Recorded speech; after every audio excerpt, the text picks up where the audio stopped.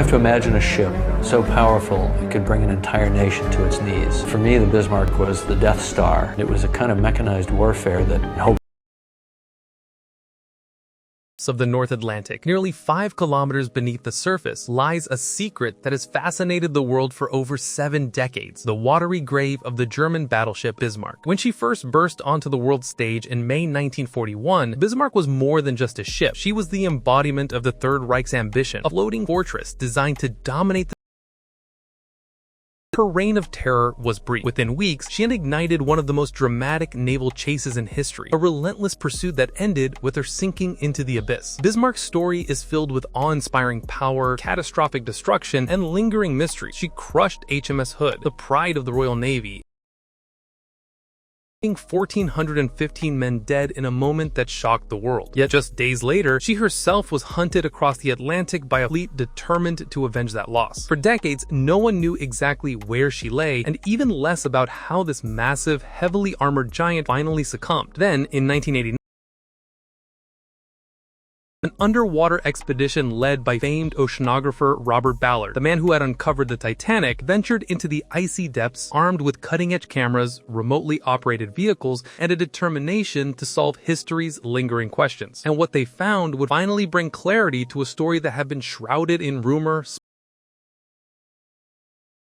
Ends, you'll know not only where Bismarck rests, but also how she sank, piece by piece, in a deadly combination of battle damage and deliberate action from her own crew. But first, let's rewind to June 1989, when the ocean finally gave up its secret. For nearly half a century, historians had the approximate coordinates, but the ship itself had vanished beneath nearly 5 kilometers of cold, black Atlantic water. That all changed in June 1989, when Robert Ballard, already famous for locating the Titanic, set his sights on the German battleship. His mission was as ambitious as finally answer the question that had haunted naval experts for decades. Had she been sunk solely by British firepower, or had her crew taken matters into their own hands? Ballard's team brought the cutting edge of deep-sea technology to the Atlantic. Their primary tool was Argo, a towed camera sled capable of capturing high-resolution video and still images while hovering operated vehicle before the term ROV became common. With Argo, Ballard could scan the ocean floor systematically, following a meticulous grid until debris appeared on the monitors. For close inspection, the team relied on Alvin, a 3-person submersible with a titanium to nearly 5 kilometers below the surface. Through this combination, they could see the wreck with unparalleled clarity both outside and inside. After days of scanning, the moment of discovery came. Argo's cameras revealed large steel fragments scattered across the seabed. On June 8, 1989, Bismarck's massive hull was 791 meters, roughly 650 kilometers west of Brest, France, on the slope of an extinct undersea volcano. The ship had somehow settled upright, bow pointing upslope, almost as if it had gently come to rest despite the violent battle and catastrophic flooding that sent her down. The plunge or upon striking the seafloor. Its debris trailed down the volcanic slope for hundreds of meters, a silent testament to the ship's final moments. What stunned Ballard and his team was the condition of the hull. The heavily armored central citadel, designed to withstand heavy artillery, remained largely intact. Evidence of the British shelling during the chase, yet the side armor, up to 320 millimeters thick, showed almost no penetrations through the vital machinery and magazines. The implications were astonishing. Could such a battleship, struck by hundreds of shells, have actually survived the British onslaught if it hadn't been triumphs of technology? It was a breakthrough in naval archaeology. Thousands of stills, hours of video footage, and detailed sonar maps allowed researchers to reconstruct the ship's final moments with unprecedented accuracy. Every detail, from the debris field stretching across 3 by 5 kilometers to delicate sinking and preservation. But this was only the beginning. Ballard's expedition answered many questions, yet new technology would soon allow even deeper exploration, revealing secrets the 1989 mission couldn't see. The story of Bismarck was far from over. The story of Bismarck didn't end The years that followed, advances in underwater technology allowed researchers to explore her wreck like never before. Beginning in June 2001, a joint expedition by Deep Ocean Expeditions and the Woods Hole Oceanographic Institution returned to the site, armed with a new generation of remotely operated vehicles and mini-submersibles to the wreck, illuminate every corner, and capture high-definition images that Ballard's team could only dream of. Led by experts such as William and Lange, the team found that while the upper decks and superstructure were riddled with shell holes, the ship's damage above the main belt had been inflicted during the battle, yet none of the breaches below it had penetrated the vital areas protecting machinery and magazines. The wreck's surroundings were scanned systematically, revealing scattered debris, secondary armaments, sections of steel plating, and remnants of the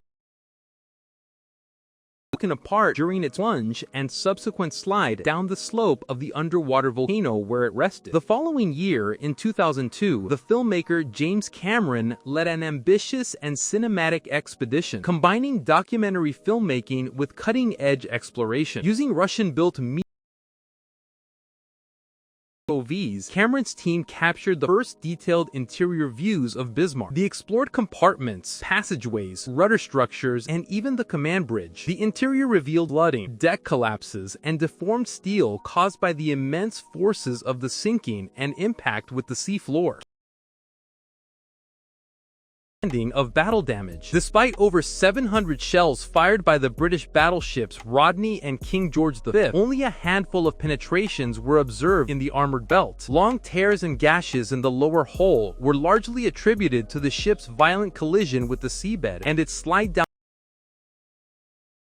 result of naval gunfire. Yet the superstructure told a different story. Charred, torn, and punctured, it bore silent witness to the ferocity of the final engagement. These missions did more than document history. They reshaped it. By combining high-resolution imaging, precise sonar mapping, and the flexibility damage inflicted by combat and destruction caused by impact with the ocean floor. For the first time, a clear picture emerged. Bismarck's thick armor had held against nearly all British artillery below the waterline, while deliberate human actions and battle damage combined to determine her final fate. One of the greatest mysteries remains. Exactly how did Bismarck go down? Was it the relentless British firepower alone, or did the crew take decisive action to hasten her end? To answer that, we need to revisit the dramatic events of May 1941 and reconstruct the battle that sealed the ship's The Atlantic was about to witness one of the most dramatic naval confrontations in history. Bismarck, the pride of the German Kriegsmarine, had set out on Operation Rheinübung alongside the heavy cruiser Prince Eugen, aiming to disrupt Allied shipping and challenge British naval the Royal Navy's finest in a deadly clash that would change naval warfare forever.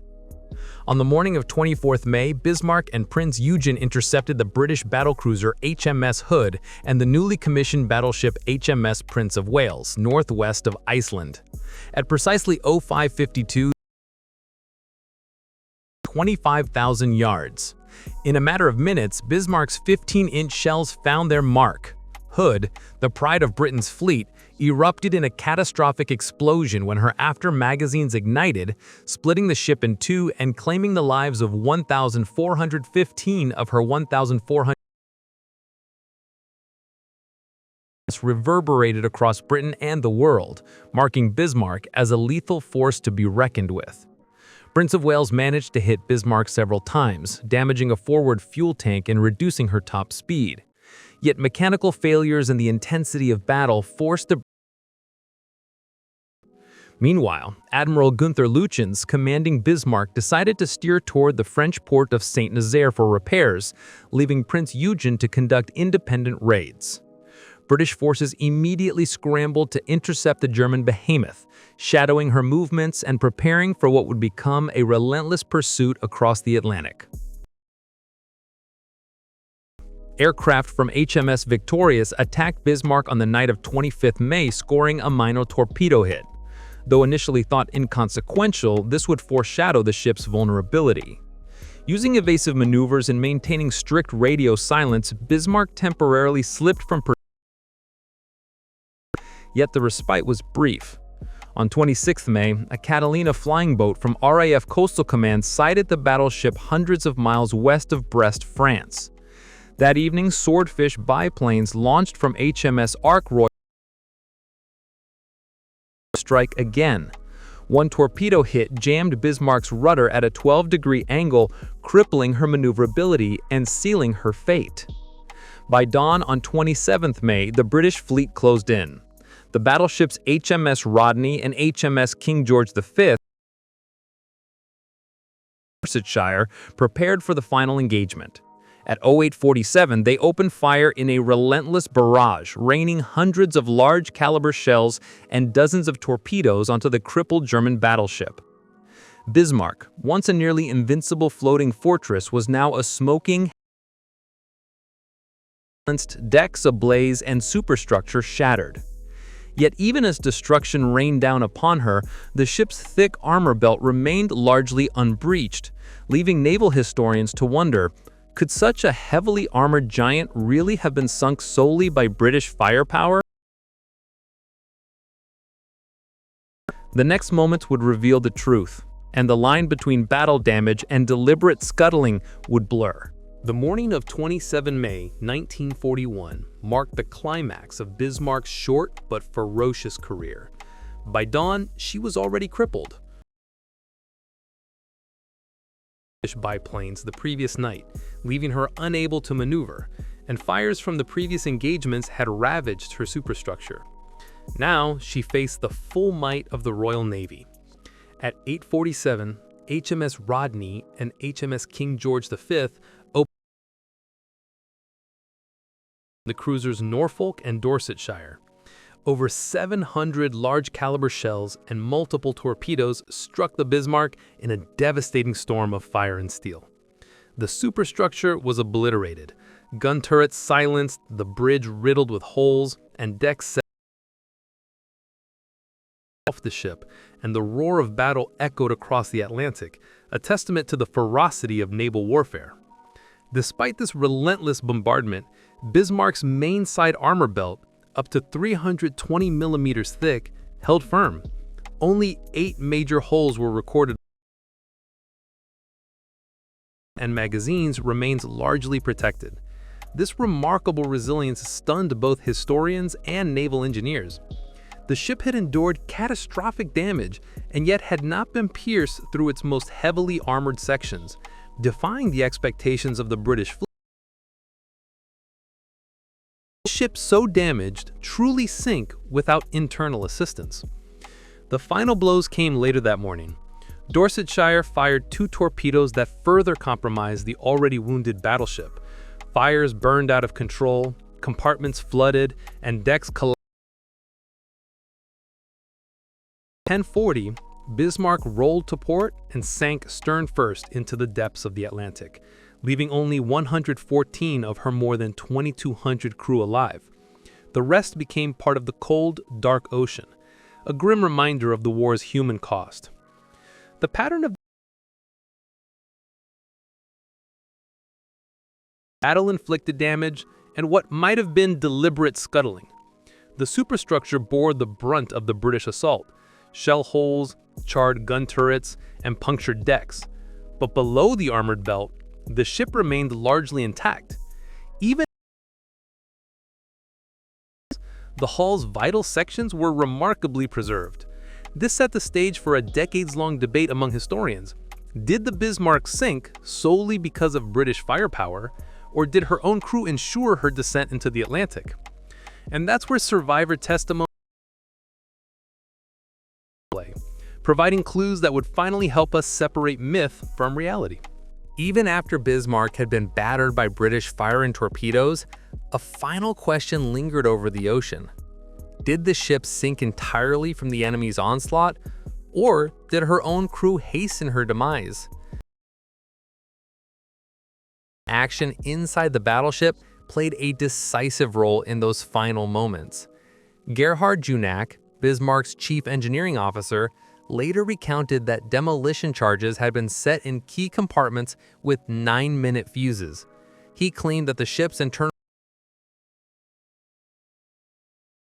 confirmed the orders never returned, leaving the charges to detonate without full coordination. Other survivors described valves and watertight doors being opened to accelerate flooding, turning an already dire situation into a controlled sinking. According to these testimonies, and Admiral Gunther Lütjens were incapacitated, leaving Executive Officer Hans Oels and engineering staff to make the final decisions. This deliberate scuttling was not reckless. It was a calculated effort to prevent Bismarck.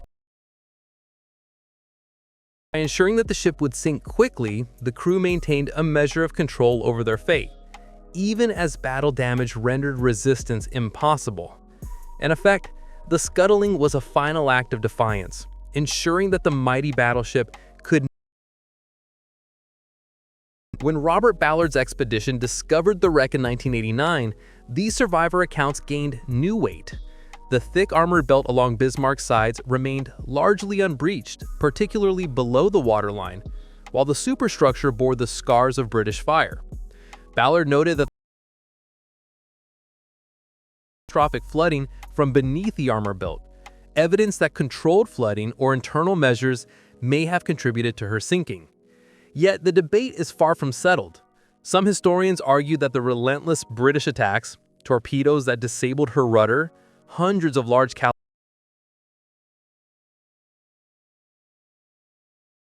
to sink the ship regardless of internal actions. The scuttling, in this view, only hastened an inevitable outcome. What emerges from the evidence is a nuanced picture. Bismarck's end was not the result of a single factor, but a deadly combination of British firepower and human intervention. The battleship would descend to the ocean floor swiftly, preserving both honor and secrecy, while the relentless British attacks had already sealed her fate. And this brings us to the modern analyses, diving deeper into the wreck to see precisely how battle damage and scuttling together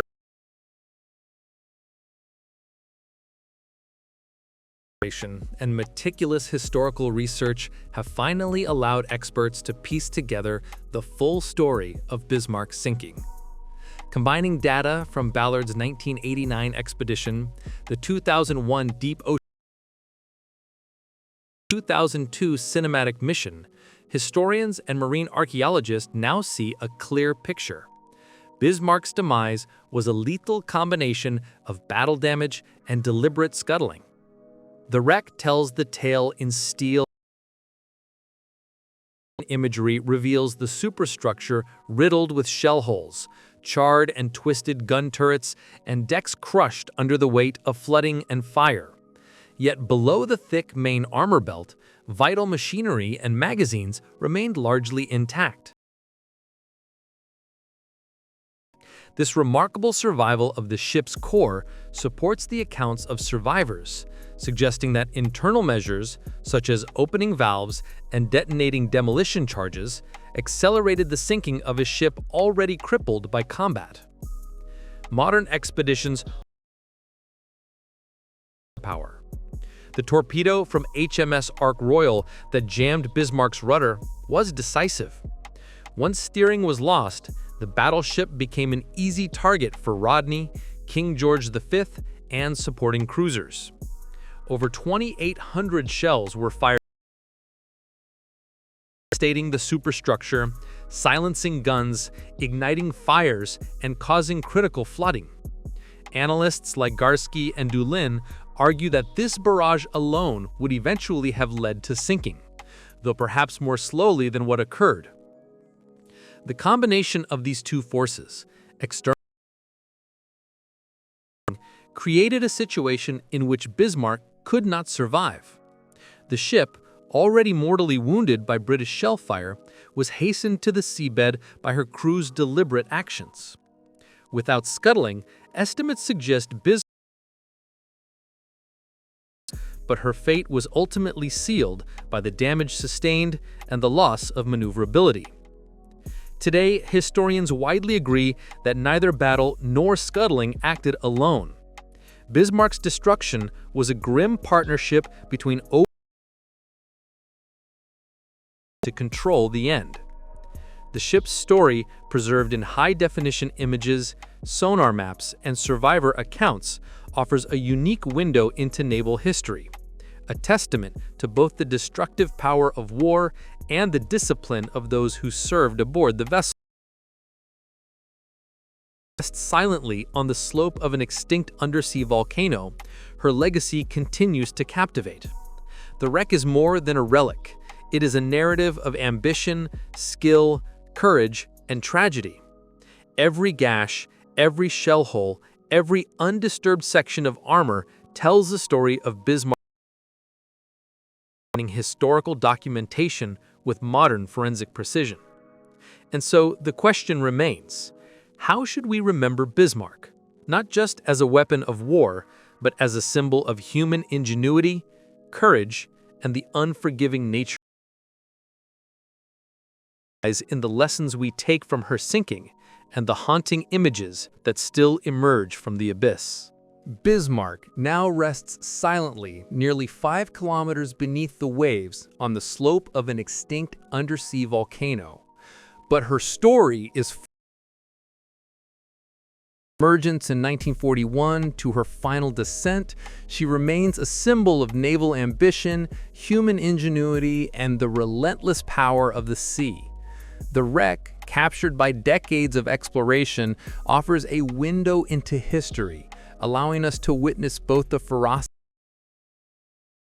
and actions of her crew. What emerges from the story is a delicate balance between chaos and control.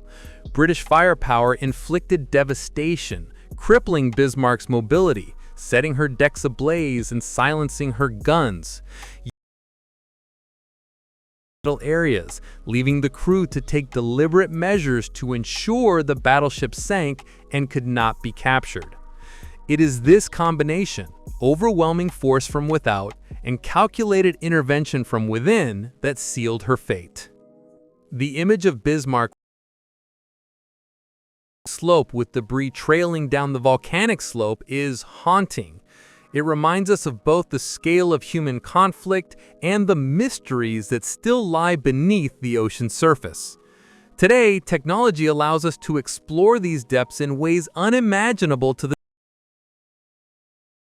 Yet the human stories of bravery, loss, and determination remain at the heart of this tale.